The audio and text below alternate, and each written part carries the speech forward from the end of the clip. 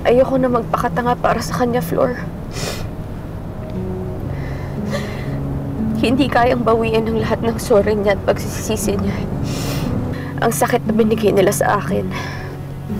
Ako, Emma, kung alam mo lang, gigil ako sa asawa mo kanina. Gustong-gusto ko siyang saktan kanina. Pero sa bawat salita na lumalabas sa bibig ko, nanghihina ako. Ang kapal ng mukha nila. Lalo na yan si Georgia Demonyo. Nagpanggap pang kaibigan.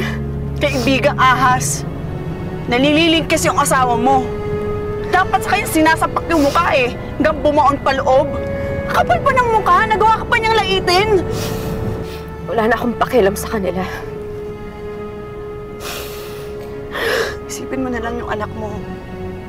Hindi ka dapat niya nakikitang ganyan.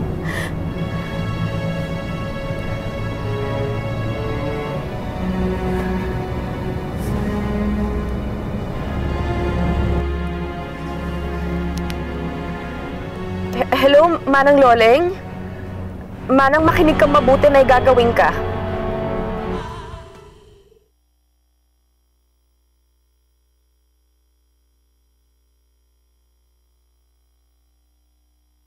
Yaya, saan po tayo pupunta? Hindi sinabi ng mami mo eh. Baka surprise! O, diba? Happy? Okay. Austin? Ayan, ayan. Mama. Come here.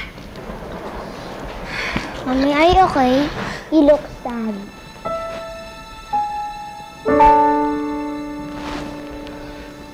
No, I'm okay, baby. Ang importante, magkasama na tayo, tsaka nayakap na kita. Ha?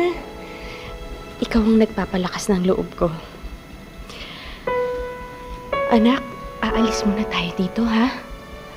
Okay, come on, let's go.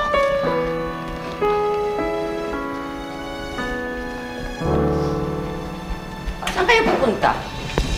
Gabing-gabi na alis pa kayo? Nag-alsa balutan, oh. Mukhang maglalayas, madam. Alam ba ni Rome to? Hindi ho. Kung ganon, hindi pwedeng sumama ang apo ko sa'yo. You cannot take my apo like a thief in the night. Pabayaan niyo na lang ho kaming umalis ni Austin, Mama. Emma, kung meron kang problema o gusto mo layasan si Rome, for whatever reason, go ahead. Pero hindi mo maisasama ang apo ko. Over my dead body! Anak ko ho si Austin.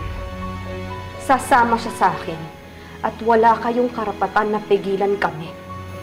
Marunong ka nang sumagot? Bastos ka! Huwag niyo akong subukan, Mama. Sobra-sobrang pasakit na inabot ko sa anak mo ngayong gabi. Huwag niyong hayaan pati kayo idamay ko sa galit ko sa kanya.